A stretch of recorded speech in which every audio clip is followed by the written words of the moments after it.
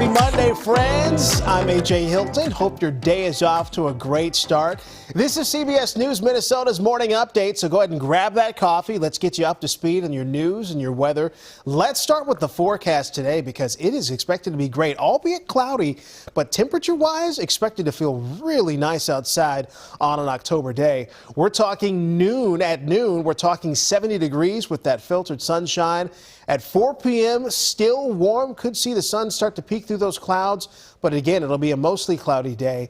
8 p.m., look at that temperature, 68 degrees. So enjoy this weather while you can, because later this week, it is expected to get cold. We're talking highs in the 40s later this week. So again, enjoy this Monday weather while you got it. Okay, now let's get to this one. This is a talker. A new survey on sleep confirms Americans are having a tough time sleeping at night. This study done by the Ohio State University Wexner Medical Center shows nearly 1 in 5 Americans struggle to fall asleep at night. They've also seen a 29% jump in patients coming into the clinic for insomnia. Researchers also say nearly half of Americans are, no surprise here, on their phones before bedtime, and more than a third try to fall asleep with the TV on. So we need some help. What are some tips, some tricks that you use when you fall asleep? What gives you the best night's rest? Let us know. If you're watching on Facebook right now, leave us a comment. We will read through some of your tips, some of your tricks as far as falling asleep in just a moment. Let's get to your headlines now. And the top story from over the weekend, it continues to be the cleanup from Hurricane Ian. The toll of the devastation, it is starting to sink in for Minnesotans who now live in Florida. The storm may have passed, but for many, it is still hard to put into words what they're feeling. That's the case for Olivia Klinger, who's originally from Brainerd. She and her fiance rode out the storm in their second-story apartment, and they consider themselves lucky. They had minimal damage to their home. They just got their power back on over the weekend, but they are still under a boil water notice, and they could be that way for a while. She says now she just wants to pay it forward to help others. Just knowing that, like, literally, 5 miles away, it's just devastation. It's just hard knowing that, like, we didn't get it as bad as everybody else, so we want to do as much as we can to help everybody.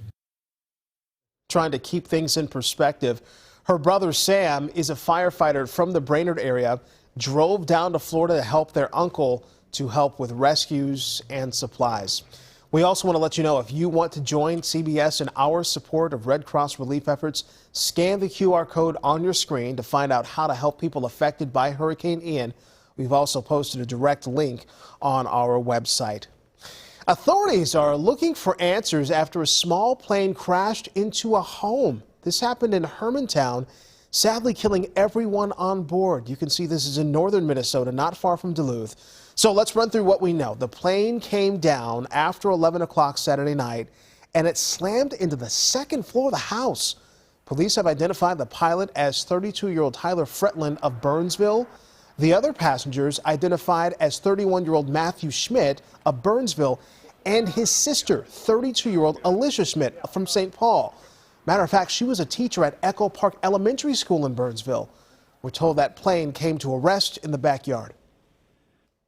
We woke up to the sound of what sounded like a bomb going off. The dust from the insulation was so thick we could barely see each other, my wife and I.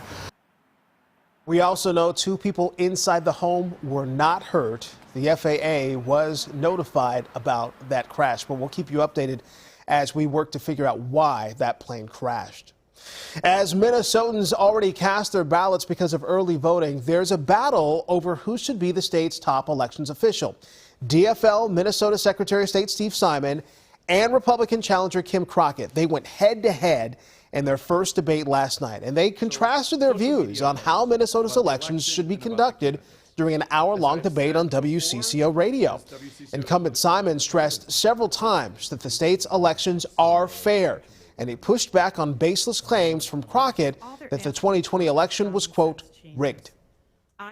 Pushing back against this dangerous disinformation is one of the big parts of my job right now, fortunately or unfortunately, and it's important to do whether it's a national political figure or my opponent in this race. The more you Crockett look, raised the less concerns about voting systems and believes changes will increase voter confidence in elections.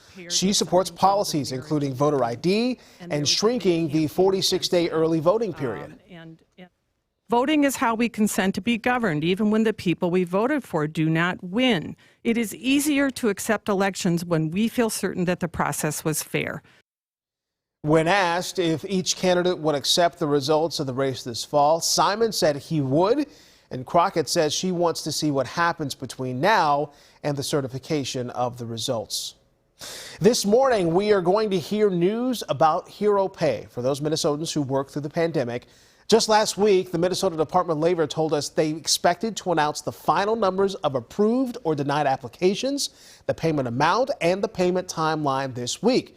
So today at noon, there will be a news conference at the state capitol with the Department of Labor's temporary commissioner. More than 1 million frontline workers applied for hero pay over the summer. The state's initial estimate was that 667,000 people were eligible for hero pay, meaning that person would get $750. All right, let's talk about the Vikings. Skull Vikings. It is Victory Monday, London style. Look, everyone's going to be talking about this. It's the kick heard round the world. The Vikings just inches away from seeing this game go into overtime. They held on to beat the Saints. Your final score, 28-25. Of course, it's fun to wake up, see the Vikings are tied for first in the NFC North, 3-1. The Packers also won. They're 3-1. They just got by. They almost lost to a third-string quarterback, but they won, nonetheless, in OT on the last play. The Bears are 2-2, and the Lions, they got blown out yesterday by Seattle. They are in last place at 1-3.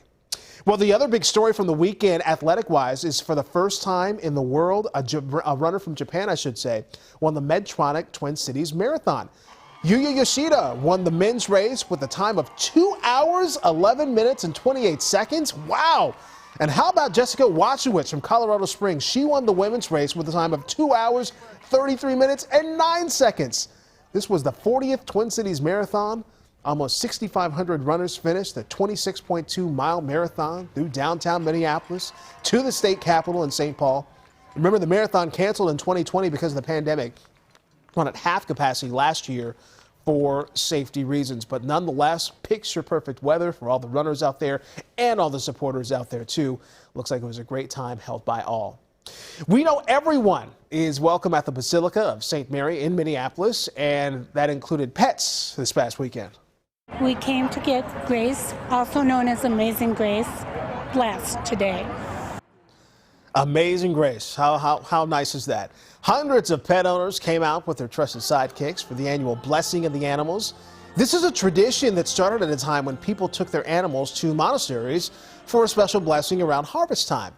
The Blessing of the Animals is held each year on a Sunday close to the feast of St. Francis of Assisi to recognize him as a patron saint of animals, nature, and peace.